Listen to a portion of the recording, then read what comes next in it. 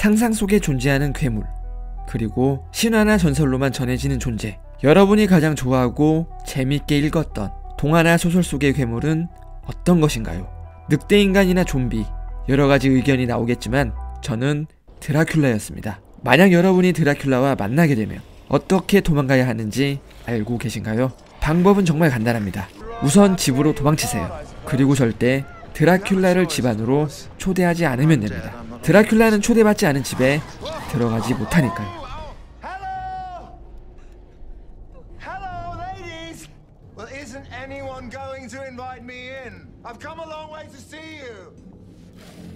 St. Mary's Convent of Budapest, and you are not welcome here.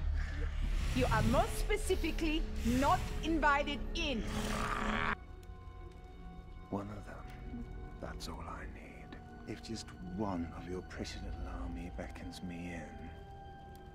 드라큘라에게는 인간을 초월하는 강력한 힘이 있지만 우리가 알다시피 약점도 너무나 뚜렷합니다. 우선 드라큘라는 거울을 싫어합니다. 거울에 자신의 모습이 비치지 않기 때문이죠.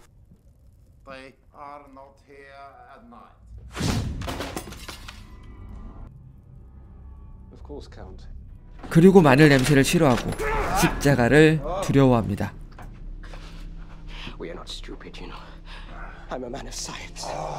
앞에서 말한 것처럼 초대받지 않은 집에는 들어가지 못하고 원 안에도 들어가지 못합니다. This again. What do you want? What I always want. Something to eat, a bit of company. 드라큘라를 죽이기 위해서는 햇빛에 노출시키거나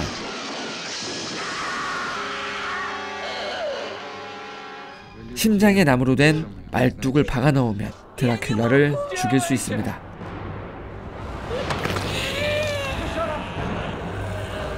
이렇게 약점이 많은 괴물이지만 인간을 초월하는 힘과 운동신경, 그리고 드라큘라와 마주치게 되면 본능적으로 인간은 공포에 질려 움츠리기 때문에 쉽게 도망치기가 힘듭니다. 처음에는 피를 마시지 않아 늙어버린 드라큘라 백작의 모습을 볼 수 있지만 하커를 곁에 두고 밤마다 몰래 피를 빨아먹으며 점점 젊은 시절의 모습을 되찾아가는 드라큘라의 모습과 반대로 점점 창백해지고 병들어가는 하커의 모습을 볼 수 있는데요. 이렇게 드라큘라는 사람의 피가 식량이자 생명이기 때문에 피를 보게 되면 이성을 잃어버리는 모습도 드라마에서 쉽게 볼 수 있습니다. 진지하게 생각해보면 다소 유치할 수도 있는 드라큘라의 이런 설정에 대해 드라마에서는 여러 번 의문을 던집니다. 왜 이런 능력이 생겼는지, 이유가 무엇인지, 드라큘라조차 자세한 이유는 모르고 이야기들도 전해져 내려오는 전설뿐이라 진실은 알 수 없습니다. 약점만 생각해보면 나타나는 순간 십자가를 들이밀면 되는 나약하게 느껴지는 드라큘라이지만 사실 이보다 나약한 존재가 바로 우리 인간입니다. 한때는 이런 드라큘라의 설정이 동양의 강시나 다른 것들을 베껴온 오리엔탈리즘에 불과하다는 평가도 있었지만 지금 나오는 드라큘라나 흡혈귀를 소재로 한 소설이나 영화들이 1890년대에 출간한 드라큘라 소설의 설정을 아직도 그대로 따르고 있는 걸 보면 원작 소설이 얼마나 완벽에 가까운 이야기를 펼쳐놓았는지 한 번에 이해할 수 있는 대목입니다. 드라큘라나 흡혈귀를 새롭게 해석하려고 해도 아무리 노력해봤자 결국은 이 소설의 설정을 벗어날 수가 없죠. 저는 그래서 이번 넷플릭스 드라마 드라큘라가 더욱 가치 있다고 이야기하고 싶습니다. 결국은 드라큘라를 소재로 드라마를 만들면 소설 드라큘라 그 이상을 보여줄 수는 없으니까요. 그래서 드라마 속에서 반헬싱도 이런 것들에 대해 계속해서 의문을 던지는 것일 수도 있습니다. What's stopping you? A feeling? A force?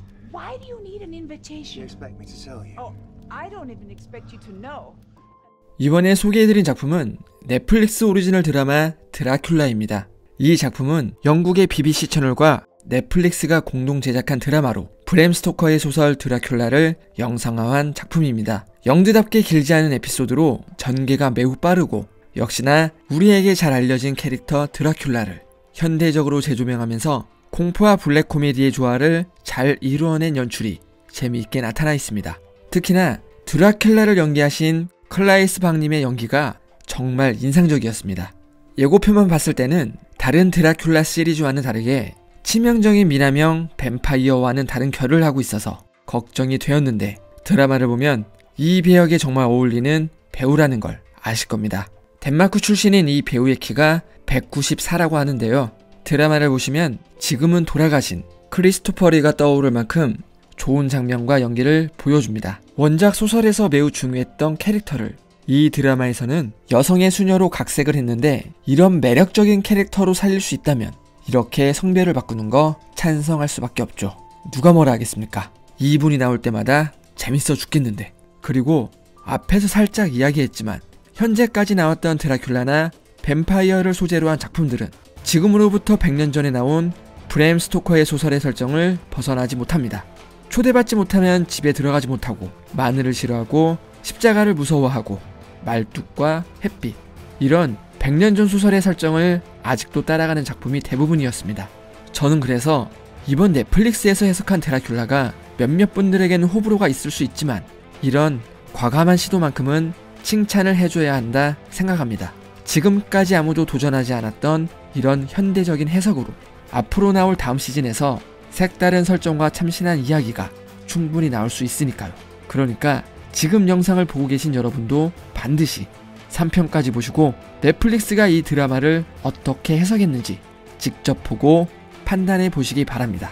제가 12월부터 리뷰를 하는 영상마다 요즘 넷플릭스에 대한 칭찬이 끊이질 않고 있습니다. 실제로 12월에는 마틴 스콜세이지 감독의 아이리시맨, 그리고 애덤 드라이버와 스칼렛 요한슨이 연기한 결혼 이야기, 평론가들에게 찬사가 끊이질 않는 작품 두교황, 이렇게 좋은 평가를 받는 오리지널 작품의 영화들이 쏟아져 나왔고 2020년에는 좋은 작품의 드라마들이 끊이질 않고 있습니다. 메시아를 시작으로 드라큘라가 론칭되었는데 앞으로 공개될 개인적으로 정말 기대가 되는 작품들을 소개해드리면 제가 한드에서 정말 좋아하는 드라마 중 하나인 개와 늑대의 시간의 작가 류용진님의 작품이 넷플릭스에 론칭됩니다. 요즘 사이코패스 다이어리의 각본도 작업하셔서 특히나 기대가 됩니다. 제목은 나 홀로 그대인데요.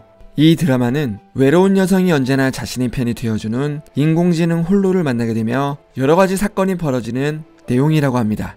스스로 외톨이가 된 소영과 우리 모두가 한 번쯤 꿈꿔왔던 언제나 내 편이 되어주는 홀로를 만나 서로 가까워질수록 뜻하지 않게 외로워지는, 그리고 생각도 못한 반전들이 이 드라마에 깔려있는 것 같습니다. 스포를 하는 게 아니라 이게 지금 티저가 공개되었는데 티저 한번 보시면 제가 하는 말을 딱 이해하실 겁니다. 티저에서도 떡밥을 풀어버리는데 와, 드라마가 어떻게 진행될지 정말 기대됩니다. 류용재 작가님의 작품이 떡밥을 하나씩 던지면서 쌓아가는 이야기가 정말 일품이라 이 드라마도 진짜 기대가 됩니다. 론칭 일자는 2월 7일입니다. 다음은 제가 로맨스 싫어한다 했는데 가만 보면 로맨스를 좀 많이 보는 것 같습니다. 이번 작품은 1탄이 이미 넷플릭스에 있습니다. 제목이 내가 사랑했던 모든 남자들에게. 1탄에서 제가 재미를 느꼈던 포인트를 몇 가지 말해드리면 못소린 주인공 라라지는 자신이 짝사랑했던 남자들에게 보내지 못한 연애 편지들을 간직하고 있었습니다. 그런데 어느 날 자신도 모르게 이 편지들이 모두 발송이 되어버리죠. 이때 주인공의 속 터지는 표정과 침대에서 방방거리는 모습을 보면 비슷한 경험이 없어도 많은 분들이 이 상황에 공감을 하셨을 겁니다. 그리고 라라와 피터가 각자의 목적을 위해 계약 연애를 하게 되는데요. 라라는 친언니의 남친을 좋아하는 걸 의심받지 않기 위해서고, 피터는 전 여친에게 질투심을 유발하려는 목적이죠. 이렇게 서로가 다른 목적을 위해 계약 연애를 하며 뜻하지 않게 벌어지는 로맨스에 저도 모르게 미소를 짓고 영화를 관람했습니다. 이 편에서는 계약 연애가 끝나고 본격적으로 두 사람이 연애를 시작하게 됩니다. 행복하고 달달한 시간을 보내던 라라와 피터는 뜻하지 않은 난관에 부딪히게 됩니다. 그것은 새롭게 등장하는 존 앰브로스로 인해 묘한 분위기가 연출이 됩니다. 아마 삼각관계가 이번 2탄의 주된 내용인 것 같은데 피터와 존의 사이에서 입이 마르고 애가 타는 삼각관계가 펼쳐지지 않을까 생각됩니다. 라라와 피터의 사이가 어떤 결말을 맺을지 너무나 기다려집니다. 아무튼 이 작품은 드라마가 아닌 영화입니다. 넷플릭스 오리지널 작품이고 달달한 하이틴 로맨스물이라고 하면 정확하게 설명이 될 것 같네요. 이 영화를 본 이유가 원작 소설작가 제니한의 국적이 한국이라는 것과 이 영화의 한국 문화가 간간히 나온다고 해서 시청을 했습니다. 이미 유튜브나 짤로 요구르트 장면은 많이들 보셨을 겁니다. 그리고 아빠가 해주시는 정체를 알 수 없는 한국 요리. 이번 후속작에도 이런 여러가지 한국 문화가 담길 예정이라고 하니 안 볼 수가 없죠. 그렇다면 바로 이 작품, 내가 사랑했던 모든 남자들에게 PS 여전히 널 사랑해 추천드립니다.